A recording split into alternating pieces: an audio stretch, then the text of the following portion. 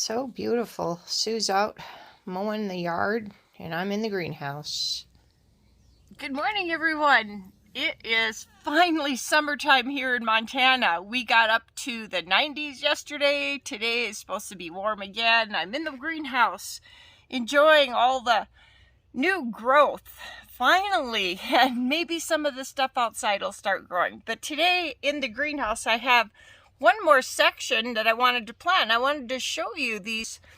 So I don't know if you've ever tried these before, but they're called radish seed tapes. I imagine they have them in other seeds too, but they are so simple. And I did plant some earlier in April when I was, or March, when I was really gung-ho about. All right, I'm just gonna sneak a row of radishes right in here. I've got beets in here I've already planted, and these are a different kind of a beet. They have the long tubular type growth. 8 inches, they're called Cinderella beets, 8 inches long by 2-inch wide, like a carrot shaped beets. I've never had them, so that'll be interesting. I hope they do pretty good. I already have 3 rows planted, 1, 2, 3, and then I'm going to put radishes in between because those will get ready well before the beets. And all you do for these seed tapes is make a little trench here, like 1/2 inch, which I've already done. Then you just lay your strip. It's a little hard with one hand. So you got your tape in there, easy peasy. And then just cover it up, which is what I'll do next. And then I'll have these 3 rows. I'll give it a good watering. I don't have anything on the other half of this bed in here. I haven't quite decided what I'll do. I'm going to plant some of these Livingston carrot beets outside too in the potato bin, away from the potatoes, and we'll see a comparison of how they do in here as opposed to out there. I think they'll do much better out there because that soil is way loftier and thicker, but that's okay. We need to get this soil worked and get it softened up. So that's this bed. Okay, next, before I start the heavy watering, I'm going to get rid of some more of those weeds in there. Even though I don't have anything planted in there, there's some volunteer peas coming up, unless I planted peas and I forgot to mark them. That's a possibility. But anyway, that needs a little tending to. And then check out the squash we got going, the buttercup squash. It's looking good. Pretty soon it'll start growing up on our trellis here, which we put up. There is a previous video on these trellises, which I got the idea from Sue. She uses these panels, and they're just great. That's how the whole greenhouse was built, with these panels. So there were extra ones, and I thought how cool that'd be, great to grow squash up around here. So I'm really excited to see how that turns out. We've got another several plants along this edge too that are growing great guns. And this wire is so sturdy that it'll hold the squash and everything. But back to this carrot bed, it definitely needs some work. So I'm going to pull out the grasses. I'm going to do some more thinning where I couldn't thin earlier. You know, it's been so cold in Montana that even in the greenhouse it was like 45 degrees. So now we're starting to get things warming up. So we also have some volunteer peas in here, which is just fine. We'll keep those growing. And that will be my project right now, and I'll show you this here in a little bit when I get it cleaned up.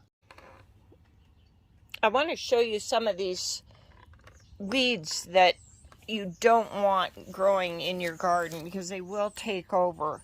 They start out just like little shoots like that, and they get like that, and then like this, and then they'll grow really tall, and they have this white fluffy flower with 10 million seeds on each plant. So that's why if you can get them when they're really small, when they're first coming up, I'll see if I can find some. Oh yeah, like all these, they just need to go. And if you can get them when they're really young, saves you a lot of work later on. What they do is they take over the sun, you know, so they shade the plants you really want to grow. Also, I wanted to show you, I'm pretty happy because remember when I first started thinning these, I would put some that I pulled out all by themselves, and I'm noticing that a lot of those actually really did take. So not all of them, but it doesn't hurt to give it a try. Like, I love these nasturtiums too, but the problem is they shade the new growth of these carrots, and then they don't get the start that they really need. So I gotta pull them when they're shading out the carrots. Now there's another common plant that comes up, especially if you got a fairly young soil bed. See these here with they're kind of purplish? They start out like that. They grow pretty fast, and they have kind of a waxy leaf. You can actually eat them, and they have really good, they're a really good source of vitamins, but they also will dominate and take over. You probably have them in your yard if you don't use chemicals in your yard. And sometimes I just leave them for extra growth and filler until something else comes in. But you do got to watch them because they'll take over. So anyway, that's what I'm doing here. I'm leaving some nasturtiums, of course, where they're not going to interfere. And once I get this all weeded and thinned out, we'll get some good water soaking in here because it's going to be hot. But you can see I got a lot of little tedious weeding to do, which is okay. That's the Zen moments in gardening. You can relax and pull weeds. Okay, so here's a perfect example of how these poor carrots are being crowded out. They're coming along okay, but everything else is taking over. So we're going to get rid of all of that so that those greens can get the full amount of sun and water, and then they'll really take off, and we should get some good carrots out of that. Okay, there. See how much better that is for the carrots? Simple. It took like 2 seconds. So in here is a previous row of carrots that I thinned earlier in that one video, thinning carrots. They are about, I don't know, an inch or two higher than the other ones that didn't get a real good thinning. So that's why it's pretty important to keep up on these things if you can. Well, we have cucumbers coming up too. Pretty good. And there's plenty of plants here. So those two, I think I'm going to get a different place for those guys to grow up. Probably stake them, because I think the squash are going to need this. They're just on the other side of the squash. So I'm happy to see those starts. These nasturtiums back here are just going crazy. Look at how big they are. Ugh. I'm going to transplant these somewhere. But the reason I'm pulling them is because I am seeing some melon starting to come up, and I definitely want that to have all of the advantage that it can get. I like to have these nasturtiums around the edge because although I don't think the rabbits can get in through here, you never know. We've got that new fencing up. But anyway, crazy. Look at those. They love it. They're so easy to grow. If you're around Sheridan and if you want some nasturtiums, get a hold of me. I can get you started there. As you may have guessed, this is tidying up garden day. I'm weeding, going through, and look at here. There we go. We have another cantaloupe, some other cantaloupes coming up. So I am thrilled about that. Now I'm going to make room for them to grow. Get rid of this grass and see, here's those weeds I've been pulling. This one's already a foot high, taking away water and sunshine. So that's what I'm doing. I'm just going around, and then my original carrots, which I planted way back the end of April. Look at those. I did thin some of them, but I'm going to go through and work on those some more. Work on thinning. And bok choy, I actually even forgot I planted bok choy. That is ready to eat over there. Look at that. Looks great. So, you've all heard the saying, nip it in the bud. That's what I'm calling this video, because I am nipping these weeds in the bud. I don't want them to reproduce. So, the story behind nip it in the bud, if you haven't heard it, can't imagine anybody haven't ever heard that saying, but that's what it's all about. Getting rid of the stuff you don't want before it gets out of hand. So, we are nipping it in the bud today. That's a marigold starting to come up. Once it gets to this point, you'll actually see some action. So I got to be careful when I'm pulling that I don't get too carried away, because I did plant a lot of marigold seeds, and I see a lot of them are actually starting to come up. So as for carrots, these are growing well, but look at that for spacing. That's a little too close in there. So these I gotta thin out, so I want at least a finger between each one, but they're good enough. I'm actually transplanting them. We'll see how they take. Some of the other ones did, so we'll give that a go. Okay, so in here, prior to thinning it out, I can see some cosmos in there. That would be these. So those were planted by seeds early on. We'll give them room to grow. There's quite a few of them in here. And of course we got our peas coming up everywhere, which is kind of cool. I might end up transplanting those in a little bit. But I'm happy to see that. And then there's some other ones I'm not real sure of, like this. I'm not really sure, so I'm going to let that grow a little bit. Well, these beets are coming along nice in here.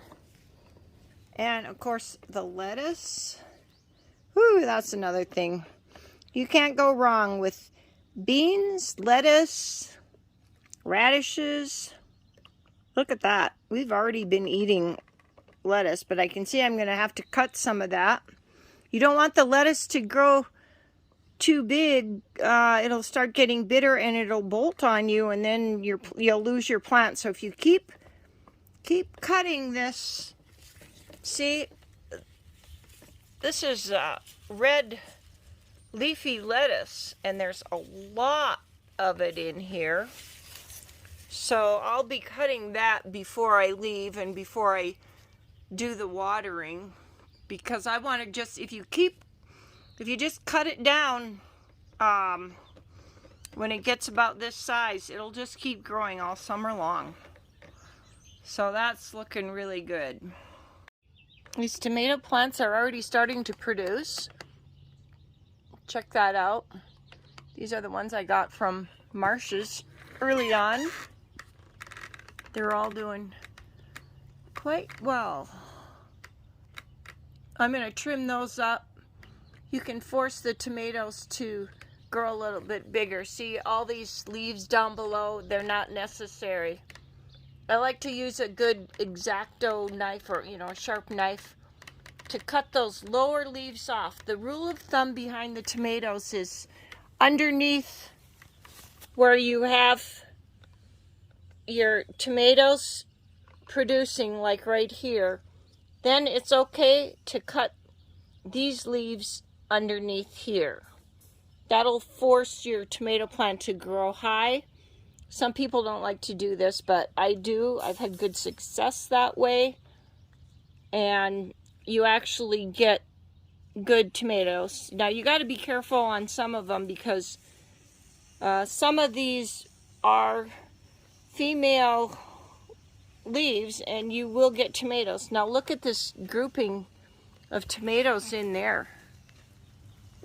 Wow, that's great.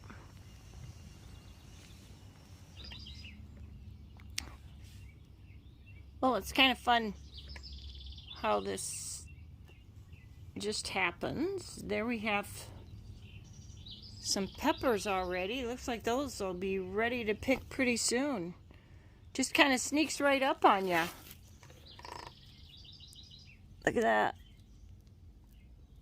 I'm not sure how big those will grow, but they're looking super good.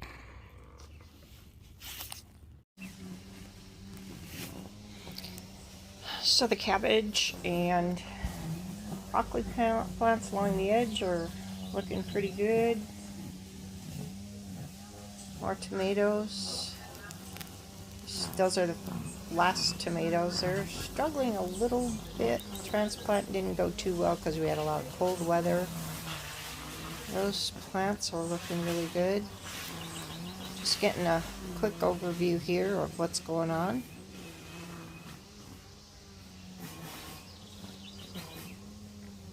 There's the carrot bed cleaned up. I gotta get those weeds out of the ditch there. Well, I'm pretty happy with the progress now that it's starting to get warm and things are growing. That's great.